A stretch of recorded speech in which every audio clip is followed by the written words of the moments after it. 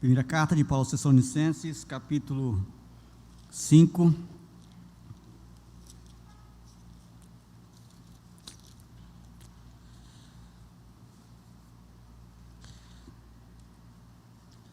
Hoje nós vamos expor somente 3 versículos, do versículo 16 até o versículo 18.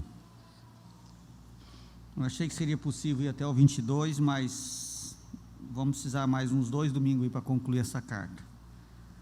Hoje, do versículo 16 ao 18. Amém? Diz assim a palavra do nosso Deus: regozijai-vos sempre, orai sem cessar, em tudo dai graças, porque esta é a vontade de Deus em Cristo Jesus para convosco. Vamos orar mais uma vez?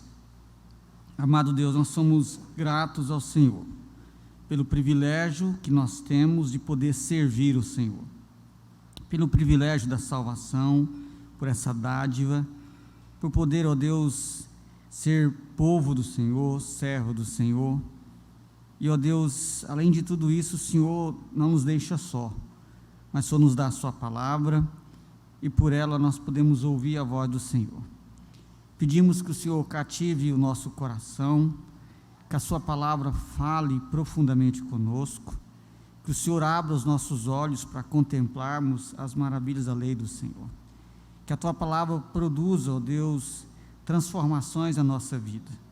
Nós necessitamos encarecidamente de ouvir a voz do Senhor, de sermos tratados, confrontados, moldados por sua palavra. Ó Deus, fala conosco, produz em nós uma fé genuína, uma alegria verdadeira, uma disposição sincera para agir de acordo com a sua palavra. Nós te pedimos no nome de Jesus, amém. Meus irmãos, nós somos chamados por Deus para fazer 2 coisas especificamente: amar as pessoas e amar a Deus. O nosso relacionamento com as pessoas e o nosso relacionamento com Deus. Então, se você quer refletir sobre a sua vida espiritual, você tem que pensar sobre esses 2 pilares: o seu relacionamento com as pessoas e o seu relacionamento com Deus.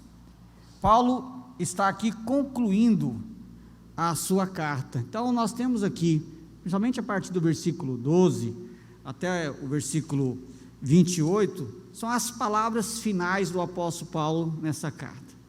Agora pensa o seguinte: se você fosse no lugar de Paulo, pastor que plantou essa igreja, uma igreja plantada num tempo recorde. Paulo pregou por 3 sábados numa sinagoga em Tessalônica, deve ter ficado na cidade no máximo 2 meses. Depois Paulo teve que sair de lá fugido, porque queriam matá-lo, Paulo, Silvano e Timóteo. No meio do caminho, o coração angustiado, sem saber como estava aquela igreja. Imagina uma igreja recém-formada, que é aquele que anunciou o evangelho, a toda aquela equipe de missionários teve que fugir, e eles mesmos tiveram que se ajeitar ali, e percebe-se na carta que já tinha até líderes ali, então é uma igreja muito nova. Paulo, então, muito angustiado, manda Timóteo voltar. Timóteo volta, traz um relatório maravilhoso do que Deus estava fazendo naquela comunidade. Motivado por essa carta, por esse relatório de Timóteo, Paulo então escreve essa carta que você tem nas suas mãos. E Paulo falou já algumas coisas, nós vimos bastante coisa nessa carta. Paulo elogia aquela igreja no capítulo 1, e de fato é uma igreja digna de um grande elogio, porque poucas igrejas do Novo Testamento tinham uma vibração, um empolgamento com o evangelho, como a igreja em Tessalônica demonstrou ter. Paulo depois, ele fala um pouco de si mesmo, das suas motivações, ele abre o seu coração como pastor, e foi muito edificante para mim como pastor, ler o capítulo 2, o capítulo 3, depois ele volta a trazer algumas exortações práticas sobre santidade, compromisso com Deus. Ele instrui a igreja sobre como será a volta de Cristo, e agora ele está indo para o finalmente, para concluir a carta. E a pergunta que eu faço a você é o seguinte: o que você diria se você estivesse concluindo uma carta para uma igreja que você ama tanto, para uma igreja que é tão jovem, para uma igreja vibrante, mais jovem? O que você diria? Quais seriam as suas últimas palavras nessa carta? É difícil, né? Porque tanta coisa para dizer, e certamente quando Paulo terminou a carta, ele deve ter lido ela e pensou: deve faltar ainda alguma coisa. É lógico, meus irmãos, que isso é do ponto de vista humano, a gente não pode esquecer que essa é uma carta inspirada. Então tudo que Paulo coloca aqui é a vontade de Deus. E Paulo então, ele passa agora a dar algumas diretrizes práticas, e Paulo é muito prático aqui nas últimas palavras dessa carta, muito prático. Nós já vimos na semana passada, do versículo 12 até o versículo 15, Paulo deu orientações práticas de como a igreja deveria se portar em relação à sua liderança espiritual, e como eles deveriam se portar em relação aos seus irmãos, no sentido de animá-los, de consolá-los, confortá-los, exortá-los, aconselhá-los. Agora, a partir do versículo 16 até o versículo 22, Paulo vai falar do relacionamento deles com Deus. Lembra que eu disse no início que a vida cristã se resume no seu relacionamento com o próximo, e Paulo já disse isso no versículo 12 a 15, como eles deviam se relacionar com a liderança e com os seus irmãos na fé. Mas agora, até o versículo 22, Paulo vai dizer como que eles devem se relacionar com Deus.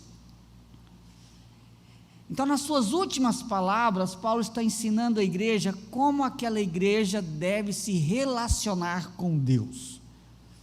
Isso é muito importante, porque a vida cristã é relacionamento com as pessoas, mas principalmente relacionamento com Deus. E essa noite você é desafiado a pensar sobre isso. Então, o que Deus quer falar para você nessa noite, a partir desse texto, é sobre o seu relacionamento com Deus. O seu relacionamento com Deus. Quero que você pense sobre isso. A mensagem vai ser dividida em duas partes. Hoje, nós vamos até o versículo 18, e na semana que vem nós vamos do 19 ao 22. Mas ambos os textos se referem de alguma forma, ou na sua forma mais principal, mais abrangente, do meu relacionamento com Deus. Esses 3 versículos aqui, eles expressam uma ação contínua, ou seja, tudo que ele diz aqui é algo que eu preciso fazer continuamente. Regozijar sempre, é contínuo. Orar sem cessar, é contínuo. Dar graça por tudo, é contínuo. Então, todos os comandos aqui é aquilo que eu preciso fazer diariamente, que eu preciso fazer continuamente, não de vez em quando.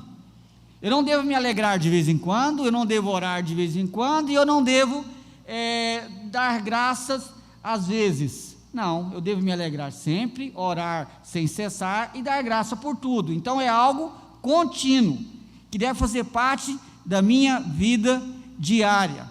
E Deus deseja que essa seja a experiência de cada crente. E apesar de haver 3 comandos separados, eles só podem ser vivenciados em conjunto. Por exemplo, como eu posso me regozijar sempre, se a oração não for algo contínuo na minha vida, não for uma experiência real na minha vida? E como eu posso me alegrar se não houver no meu coração uma gratidão, se eu não for alguém que é agradecido, alguém que consegue agradecer continuamente a Deus pelas coisas que Deus tem feito na sua vida?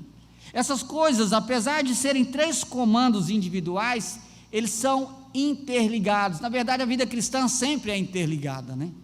Não existe na vida cristã um aspecto separado do outro, tudo é interligado.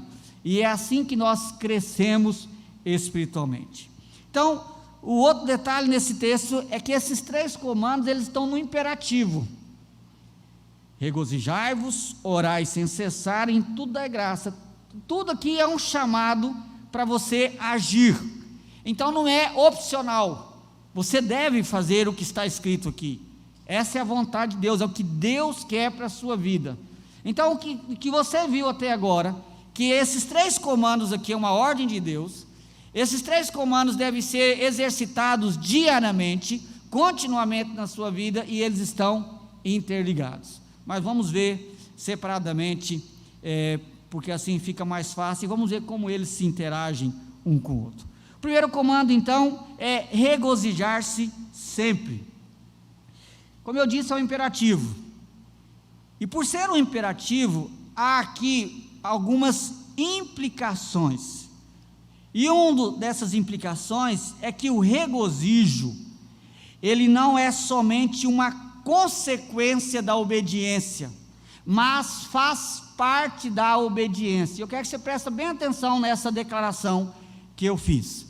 Geralmente nós entendemos que regozijar em Deus é consequência da minha obediência a Deus, mas quando Deus dá um imperativo nessa frase, regozijai-vos no Senhor, você percebe que o regozijo em Deus não é somente uma consequência da minha obediência, mas faz parte da minha obediência. Ou seja, regozijar em Deus é obedecer uma vontade de Deus para a minha vida. Deus ordenou que eu me alegre, que eu me deleite nele. Então, não dá para desobedecer a Deus assim, sem consequências. Isso quer dizer, então, que eu tenho que me esforçar para cumprir esse comando de Deus. Agora, isso é muito interessante, porque às vezes nós vimos Deus dando comandos, não faça isso, faça aquilo outro, e agora, olha o comando que Deus está dizendo para você: seja feliz. É esse o comando que Deus está dizendo para você. Seja alguém que tenha regozijo, seja alguém que tenha alegria, que tenha entusiasmo, e não há um discurso no mundo para você ser feliz. Eu quero dizer para você que quem está mais interessado na sua felicidade é Deus, e Ele está tão interessado que há nas Escrituras vários lugares em que Deus te manda ser feliz. Se você ler o Salmo 32, por exemplo, um salmo escrito por Davi, você vai ver o salmista dizendo isso. Ele vai dizer no versículo 11: alegrai-vos no Senhor, regozijai-vos, ó justos, exultai, vós todos os retos de coração. Novamente no imperativo, Deus mandando o seu povo regozijar, exultar, se alegrar.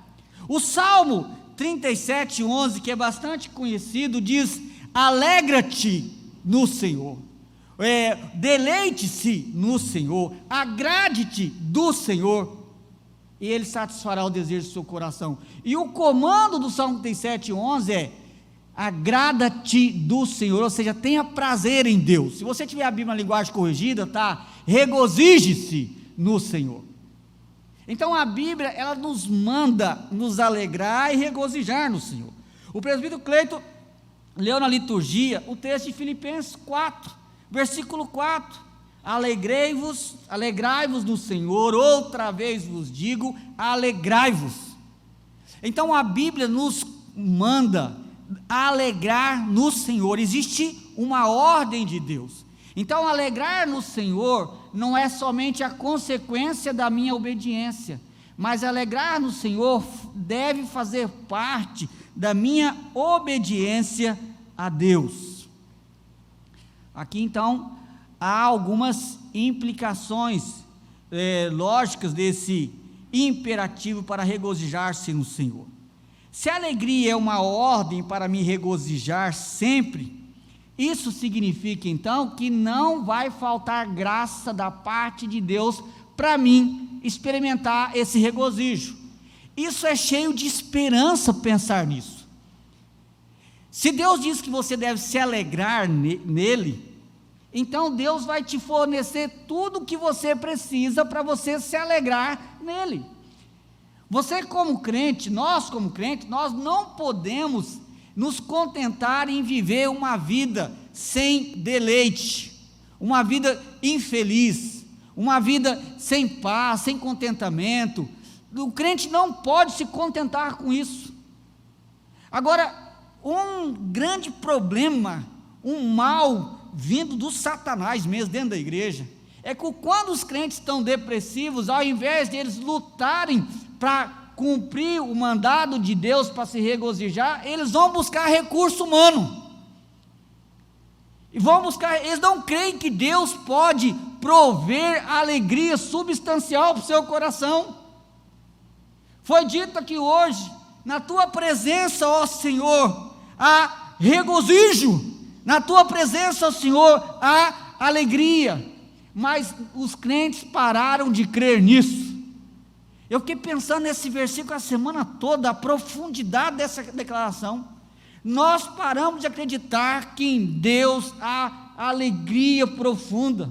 Nós paramos de acreditar que do trono da graça flui alegria para o nosso coração. E nós nos contentamos em viver uma vida sem deleite, sem um júbilo que vibra no nosso coração. E nós não podemos fazer isso. Meus irmãos, se Deus está mandando você se alegrar, não vai faltar graça para você fazer isso. E você tem que entender que é isso que Deus quer para você, que você se alegre nele. E você não pode ser passivo nessa questão. Lembra do salmista no Salmo 42, e é um salmo em que o salmista está com depressão. Leia o salmo e você vai perceber isso, o quanto o salmista está cabisbaixo. E aí ele diz: porque está batido, ó minha alma, porque te perturba dentro de mim, espere em Deus, eu ainda o verei. Ou seja, ele não se contenta com o abatimento da sua alma, e ele está lutando contra o abatimento da sua alma. E o que ele diz para si mesmo? Ele está pregando para ele, dizendo: porque o meu coração está triste, porque a minha alma está abatida, espera em Deus, espera em Deus. Ele está lutando contra o seu coração abatido. E você acha que um Deus que te manda se alegrar não vai te ouvir? Você acha que um Deus que te manda se alegrar não está interessado na dor da sua alma e do seu coração? Lógico que está. Mas nós paramos de crer nisso.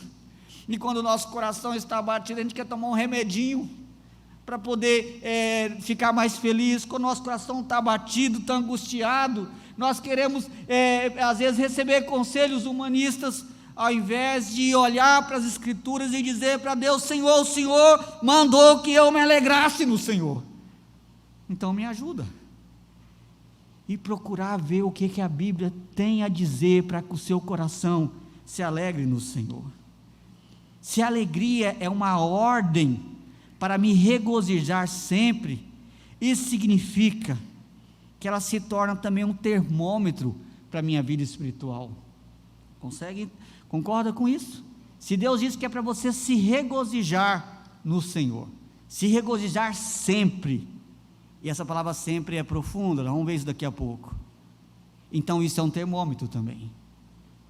Porque se eu sou crente e a minha alma só está abatida, eu só vivo em profunda tristeza, eu não consigo me alegrar, alguma coisa está errada. E você precisa ter humildade para pedir ajuda, meu querido. Pede ajuda para o pastor, para um dos presbíteros, para um irmão da igreja que você confia. Pede para alguém te aconselhar, andar com você. Eu tenho falado tanto de aconselhamento aqui na igreja, mas o povo tem medo de se abrir. E Deus está te chamando você para se alegrar nele. Se sua alma está abatida, peça ajuda, peça conselho, peça para alguém sentar com você, orar com você, conversar com você, andar com você, lutar com você em Deus, para que a alegria do Senhor possa novamente fluir rios de vida, porque do trono da graça flui rios de vida. Quem crê em mim, como diz a Escritura, do seu interior fluirão rios de vida. O povo de Deus é chamado para ser um povo vibrante, um povo alegre.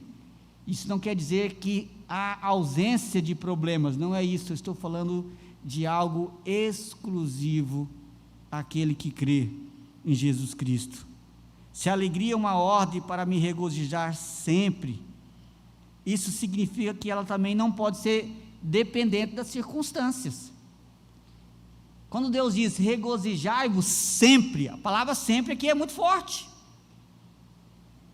porque todos nós passamos por lutas. Quantas lutas passamos nessa pandemia? Entes queridos que nós perdemos, alguns perderam o emprego, nós estamos às vezes passando por outras lutas e outras dificuldades que você passou, outras que eu talvez nem imagino, e nós devemos pensar sobre isso.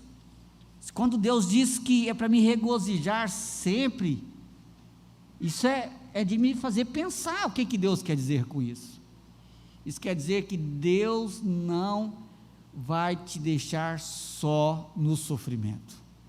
Vou te dar alguns exemplos. Abre a sua Bíblia, lá na segunda carta de Paulo aos Coríntios, abre lá, todo mundo abre lá. 2 Coríntios capítulo 4.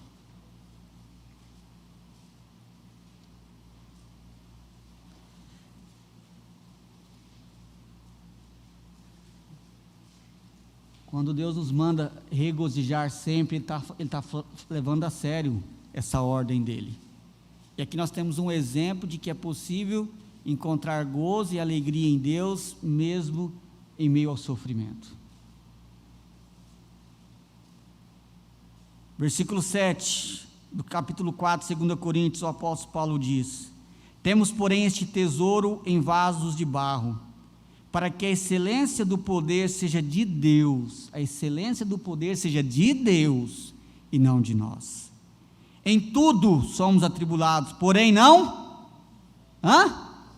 angustiados, perplexos, porém não, perseguidos, porém não, abatidos, porém não. O apóstolo Paulo não negou em momento algum a tribulação, estar perplexo. Perplexo é quando você está assim, sem entender tanta luta que você está enfrentando, perseguido, abatido, mas ao mesmo tempo você percebe a palavrinha mágica aqui, porém, atribulado, mas não angustiado, perplexo, porém não desanimado, perseguidos, porém não desamparados, abatidos, porém não destruídos. Esse porém é importantíssimo nesse texto. Apesar disso, não me faltou graça, não me faltou força, não me faltou consolo, não me faltou amparo, não me faltou cuidado, não me faltou ajuda, não me faltou a alegria do trono da graça de Deus comigo.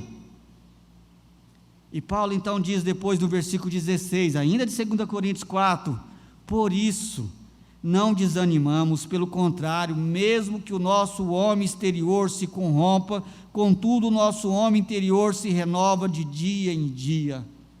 Ou seja, mesmo que o físico fique doente, sofra, o interior ele pode se renovar dia após dia, porque a nossa leve e momentânea tribulação produz para nós eterno peso de glória acima de toda comparação, não atentando nós para as coisas que se veem, mas para as que não se veem, porque as que se veem são temporais e as que não se veem são eternas. Aqui está o porquê Paulo conseguia enfrentar as dificuldades de uma forma diferente, por causa da esperança no porvir. Você sabe qual que é o maior ladrão da alegria?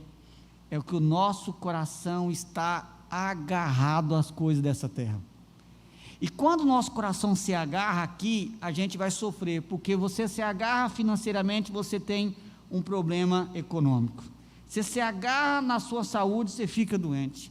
Você se agarra nas pessoas, as pessoas te decepcionam, ou você perde pessoas. Você se agarra em coisas, e essas coisas elas são como poeira, o vento sopra e elas somem. Quando a Bíblia diz para me alegrar sempre, é encontrar satisfação e alegria em Deus. É isso que Deus quer. E na carta aos Tessalonicenses nós temos exemplo disso. No capítulo 1, versículo 6, volta para a carta aos Tessalonicenses, o apóstolo Paulo está elogiando aquela igreja, porque apesar das tribulações, eu li esse texto várias vezes aqui, ele diz: com efeito vos tornasse imitadores nossos e do Senhor, tendo recebido a palavra, posto em meio de muita tribulação, com alegria do Espírito Santo. Como que alguém que acabou de se converter e está sofrendo perseguição por isso, pode experimentar essa alegria? É porque essa alegria é dom da graça de Deus. E quando a Bíblia diz para alegrai-vos sempre, Deus está dizendo é que todos nós podemos usufruir disso. Não é privilégio para um grupo de crente. Não é um grupo exclusivo de crente que pode experimentar isso. Esse comando é para todos nós. Todos nós podemos nos alegrar no Senhor e alegrar sempre. Eu queria que você pensasse mais sobre isso nessa noite. Pensar sobre como está o seu coração. Pensar como é o seu entusiasmo com as coisas de Deus, com o reino de Deus. Pensar como de fato o seu coração vibra, se alegra. Ou você tem vivido só em tristeza, em medo, em angústia, em solidão, em desânimo, sem esperança, sem perspectiva. Porque você está vivendo fora daquilo que Deus quer para você. Deus quer que você seja feliz nele, que você se deleite nele. Há muitas coisas que roubam a nossa alegria. O pecado rouba a nossa alegria, a ansiedade rouba a nossa alegria, e quando perdemos pessoas, tudo isso aí. Mas em Deus você pode ter uma alegria verdadeira. Agora, o pecado precisa ser confessado, a ansiedade precisa ser trocada pela confiança em Deus. As lutas e as dificuldades na vida têm que ser vistas de uma perspectiva diferente, mas em Deus é possível você encontrar alegria, e encontrar alegria sempre. E como alimentar essa alegria no meu coração? Talvez seja essa pergunta que você está pensando agora aí. Primeira coisa, você precisa reconhecer que Deus quer que você se regozije. Essa é a primeira coisa que você precisa. Você consegue crer nisso? Precisa crer que Deus quer que você se regozije sempre. Já pensou nisso? Deus quer que você tenha prazer e alegria. Isso agrada o coração de Deus. Você precisa crer nisso. Segunda coisa, você precisa crer que Deus vai fornecer tudo o que é necessário para que você possa experimentar esse regozijo diário. Em toda e qualquer circunstância, Deus vai prover meios. E as demais orientações, elas vão ser dadas durante a exposição desse texto. Porque todas as orientações desse texto têm a ver com o meu relacionamento com Deus. Se você quer experimentar o regozijo de Deus na sua vida, você precisa orar sem cessar. Você precisa ter um coração grato a Deus por tudo. Você não deve apagar o Espírito. Você não deve desprezar as profecias, que é a palavra de Deus. Você vai aprender a julgar as coisas, mas reter aquilo que é bom. E você tem que se afastar, se abster de toda forma de mal. Tudo isso eu vou explicar um por um. Mas o que eu quero mostrar para você, em primeiro lugar, é que Deus quer que você seja feliz nele, que é possível viver isso em toda e qualquer situação, e que não vai te faltar graça de Deus para isso, e que regozijar em Deus não é somente consequência da obediência, mas faz parte da obediência. O que isso quer dizer? Isso quer dizer que Deus, Ele é glorificado quando nós estamos felizes nele. Deus não é glorificado só quando você deixa de fazer alguma coisa errada, mas Deus é glorificado quando você se deleita nele. Deus não quer crentes que façam as coisas sem se deleitar nele. Isso é tão sério que Deus diz: tenha prazer em mim, e eu vou satisfazer o desejo do seu coração. Agrada-te do Senhor, é isso que ele disse, e eu satisfarei os desejos do seu coração. Isso é muito sério, e Deus leva isso muito a sério. Deus não quer que o seu povo seja um povo triste, desanimado, cabisbaixo. Deus quer ter um povo vibrante, um povo alegre, entusiasmado, mesmo em meio às lutas e às dificuldades desse mundo, porque com Cristo nós podemos todas as coisas. O segundo comando é orai sem cessar. A oração é muito importante. A Bíblia, ela tem a oração em alto nível. Calvino, por exemplo, ilustrou que a palavra e a oração é como um barco que precisa de 2 remos. E Calvino fala que a palavra e a oração, quando elas são usadas juntos, o barco vai para frente.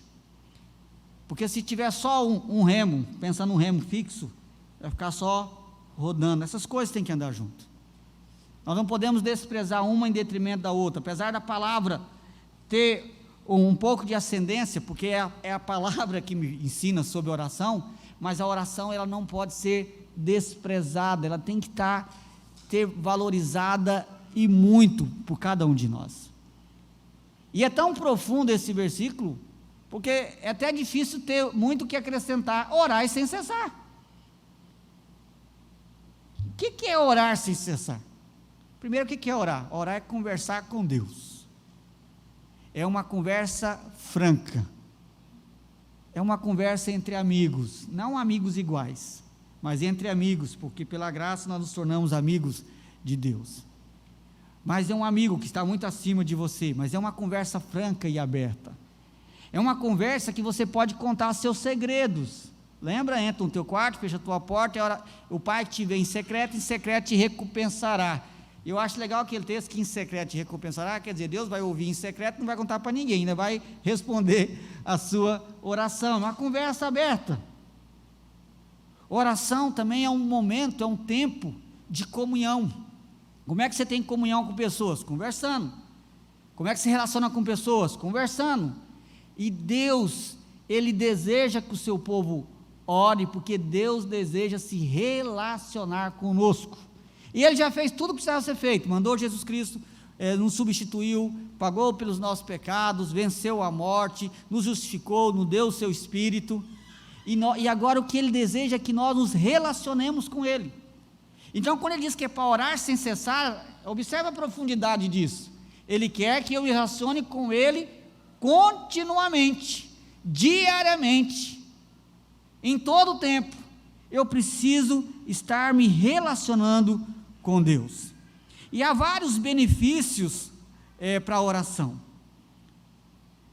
Primeiro, a comunhão com Deus. Deus escolheu a oração para que eu pudesse me relacionar com Ele, para que eu pudesse falar com Ele. E a palavra é para Ele poder falar comigo. Mas além disso, a oração, ela destrava algumas bênçãos que Deus tem para nós. Há algumas bênçãos que Deus dá para você sem você orar. E você recebeu muitas delas hoje. Muitas delas esse ano. Quantas bênçãos que Deus já te deu sem você ter orado por elas? Isso é bondade de Deus, misericórdia de Deus. Agora, só que tem algumas bênçãos que você só vai receber se você orar. Tem algumas bênçãos que Deus só vai dar para o povo de Deus se o povo orar. Orar, se o povo buscar a Deus de verdade. A oração é o instrumento de Deus para Ele nos abençoar, principalmente nas áreas espirituais. Pensa, por exemplo, no problema da ansiedade. O presbítero Cleito leu hoje aqui na liturgia o texto de Filipenses capítulo 4, versículos 6 e 7.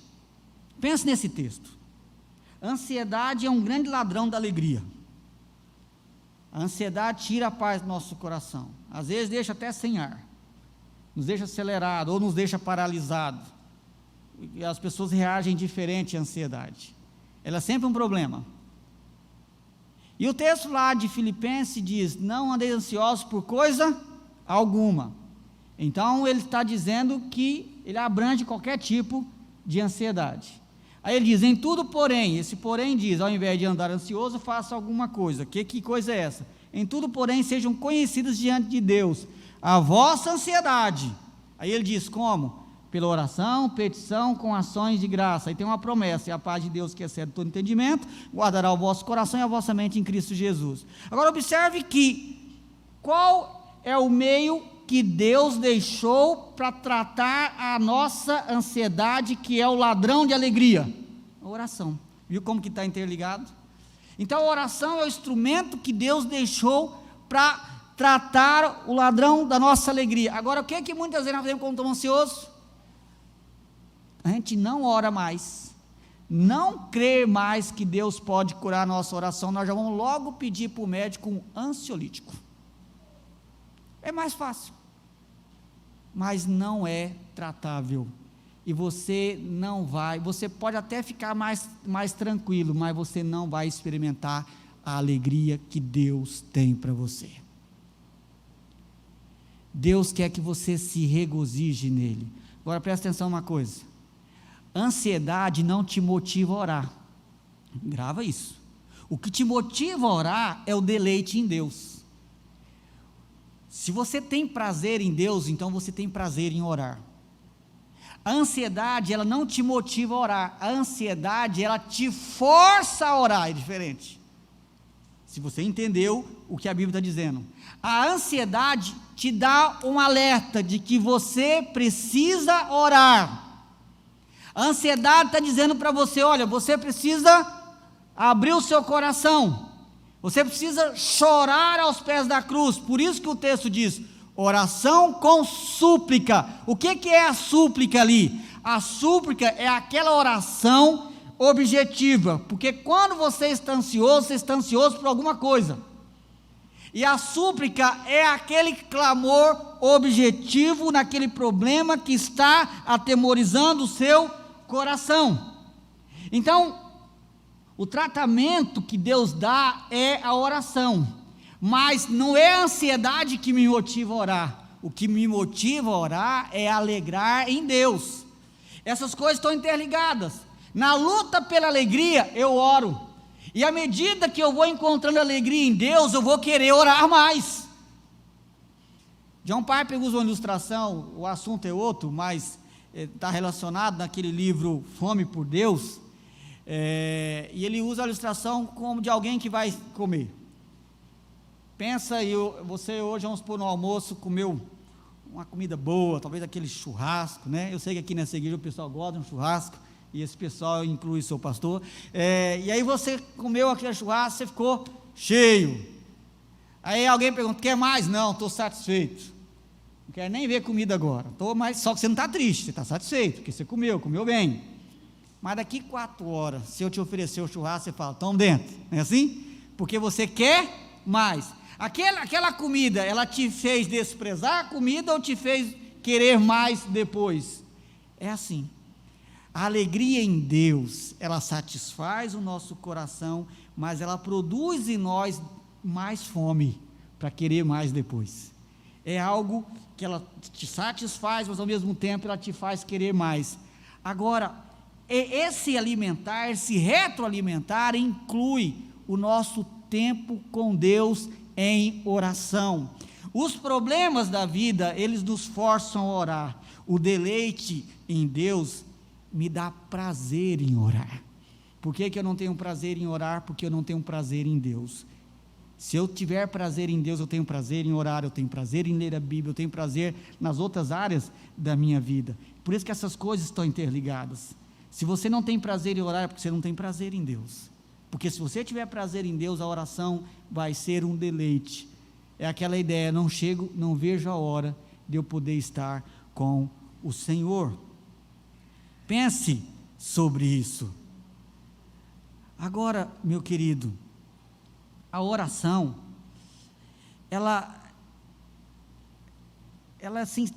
o fato do texto diz que ela é sem cessar, leva-nos a pensar algumas coisas.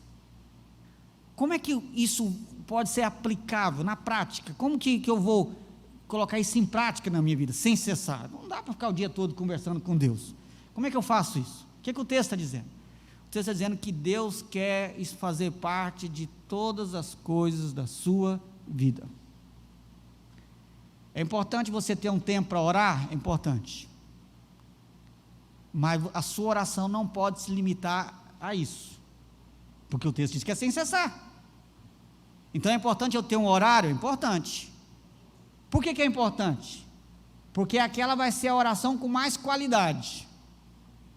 Por exemplo, você tira um horário para você orar no dia, e aí cada um tem que ver a sua agenda. Eu sei que tem uns irmãos aqui que a agenda é meio doida, então você vai ter dentro da sua loucura arrumar um tempo para você falar com Deus, e nesse tempo você tem que ser bem chato, tipo assim, desliga o seu celular, ou deixa ele longe de você, porque se você colocar ele no vibra, não presta.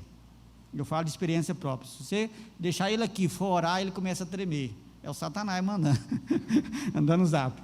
Ele começa a tremer. E esse tremer, fica aquele negocinho num comichão. O que será que é? Aí você já desconcentra, já fica querendo pegar o seu. Não, você desliga ele, senão você não vai conseguir. Estou falando sério. Aquele tempo seu com Deus. Se você não for radical, você não vai ter. De desligar o celular, avisar para a turma, fechar a porta, o seu tempo com Deus. Isso é importante. Mas não pode se limitar a isso. E nesse tempo com Deus, é bacana, porque é o tempo de você abrir o seu coração, chorar com Deus, e você, aquele tempo que você vai encontrar aqueles negócios lá que você não tem coragem de contar para ninguém, aquela oração secreta que Deus te deu a oportunidade de fazer, é aquele tempo seu ali com Deus. Mas ela não se limita a isso, Deus quer fazer parte da sua vida. E você levanta, você vai trabalhar, ou você vai de ônibus, ou você vai de carro, mas você vai dar um jeito de trabalhar, ou você vai andando, para quem está trabalhando, né? Então você tem um tempo, você ir conversando com Deus, converse com Deus sobre o seu dia, sobre as coisas que você vai fazer lá no trabalho, e se for um dia daquele, pensa amanhã, segundona, você já fica desesperado, então antes de dormir, já resolve isso com Deus. Senhor, eu estou no desânimo de levantar amanhã, 6 da manhã, para levar a menina na escola, estou dizendo eu agora, então, você vai falar com Deus, Deus quer fazer parte da sua vida, você tem que resolver problema, em vez de você ficar doido com os problemas, joga para Deus, vai conversando com Deus, naqueles desafios que você tem, faça sempre, olha, pensa o seguinte, se amanhã você tiver um problema para resolver, lembra do que o pastor está dizendo para você hoje, faça a oração de Neemias, lembra da oração de Neemias? É a oração mais bem sucedida da Bíblia, e Neemias era um homem de oração, mas a oração mais bem sucedida de Neemias, foi uma que ele fez de forma muito rápida e urgente. Se você ler o livro de Neemias, de tempo em tempo você vai ver uma nota, em Neemias orando, de tempo em tempo Neemias orando, mas a mais sucedida não foi as outras orações, foi essa. Qual oração? Lembra da história? Neemias ficou sabendo de como estava a situação de Israel. Neemias era copeiro do reino dos Medos, dos persas, da Pérsia, e ele era escravo, na verdade. Copeiro era a função dele como escravo no palácio. Ele estava triste, abatido, já tinha chorado, já tinha jejuado, estava bem triste, porque ele ficou sabendo de que estava todo arrebentado Israel, tudo queimado, muro destruído, ele estava bem mal, bem para baixo, e aí ele vai servir o rei, o vinho lá para o rei. Só que parece-me no texto que Neemias era um cara alegre, Neemias era um homem piedoso, né? Por isso que mesmo sendo escravo ele era alegre, era um cara alegre. Naquele momento ele estava abatido, e o rei percebeu, porque não era o normal de Neemias. Ele disse: o que está acontecendo com você? Eu estou percebendo que você está abatido. Antes dele responder para o rei, ele orou, e rapidinho ali ele orou: Senhor, me ajuda para que o rei possa aceitar os meus pedidos. Orou rapidinho. O rei nem percebeu, porque ele não abriu a boca para orar. Ele falou: rei, espera um pouquinho, deixa eu entrar no meu quarto ali, eu vou orar, daqui a pouco eu volto. Não, a oração de Neemias foi aquela oração rápida aqui na mente, rapidinho. E quando ele disse para o rei, beleza, você precisa de quanto tempo? Que você não demora muito não, porque Neemias parece-me no texto que Neemias era muito querido do rei. Você vai ter um tempo, mas você volta.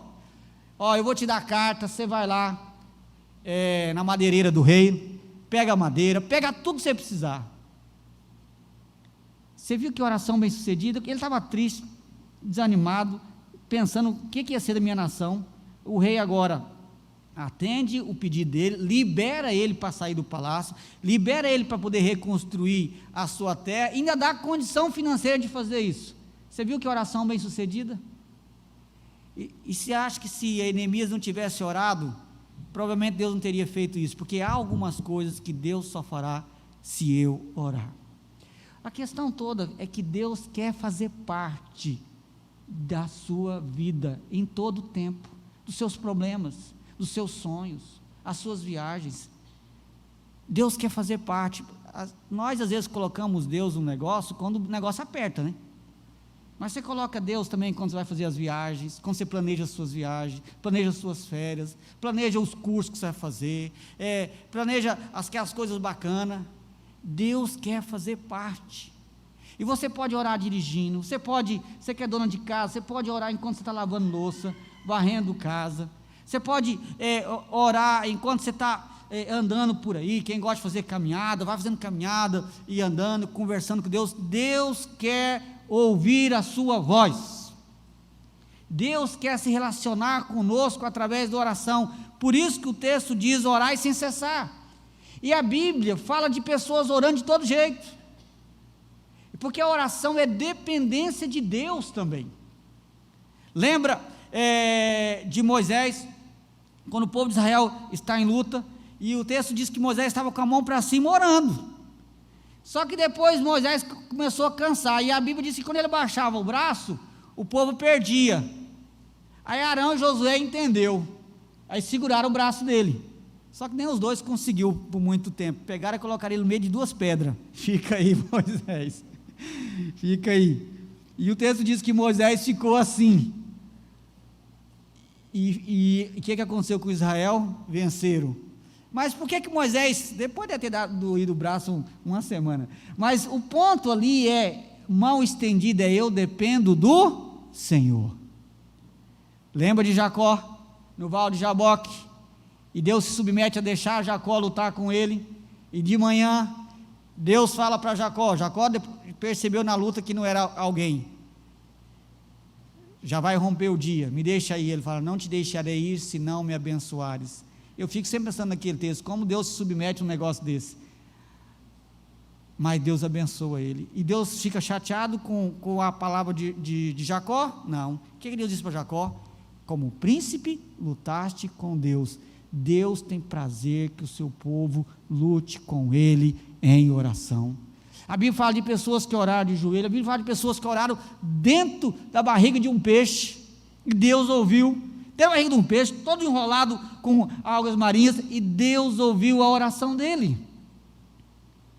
Porque Deus quer que o seu povo ore. Deus quer isso.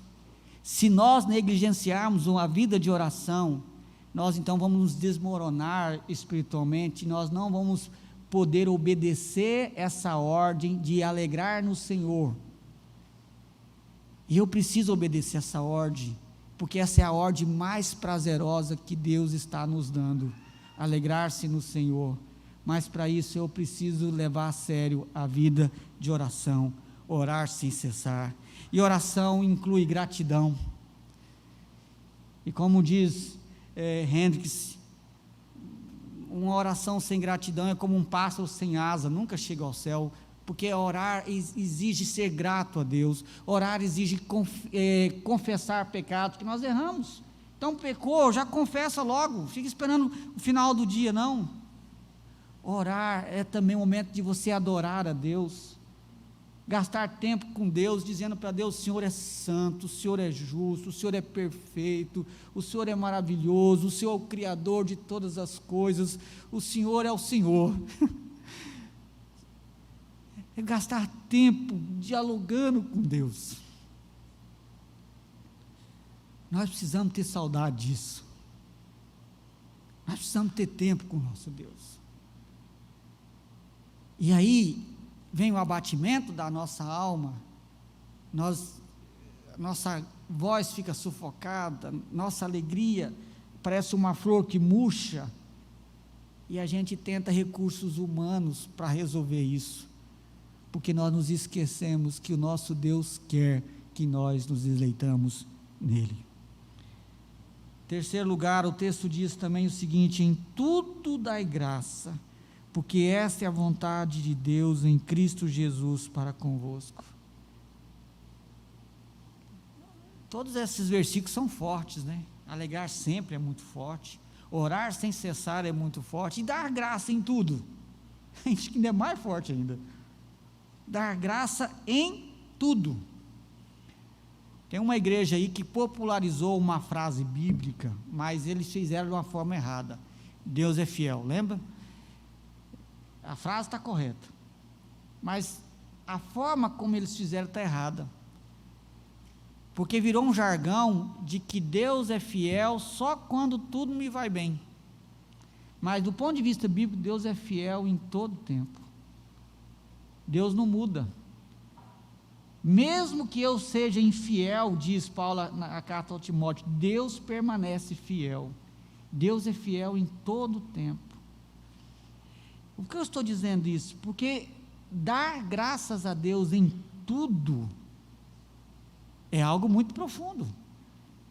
Porque eu passo por lutas durante o dia, eu passo por raiva, eu passo por estresse durante o dia, eu passo por decepções, eu faço planos e esses planos às vezes não dão certo, eu fico ansioso para que alguma coisa aconteça e acontece tudo diferente. E qual que é a minha reação via de regra? Ficar bravo, murmurar, reclamar, ficar às vezes chateado com Deus. Geralmente é isso que acontece comigo. Mas o texto diz que eu preciso ter um coração grato a Deus, ser grato por tudo. Isso aqui é importantíssimo na minha luta pela alegria. Voltando ao texto de Filipenses, quando fala sobre ansiedade, por que você acha que Deus manda você abrir o seu coração? Porque quando eu estou ansioso, eu quero pedir para que Deus me ajude a lidar com o problema A, B, C, para que Deus tire essa angústia, essa falta de ar, esse negócio que está me incomodando no meu coração. E quando eu fico nessa, e quem está ansioso, ele quer resolver logo o problema, então ele pede, e ele anda para cá, anda para lá, e ele só se vê pedindo. Mas no mesmo versículo Deus diz, com ações de graça. Ao fazer isso, Deus dá um soco no estômago.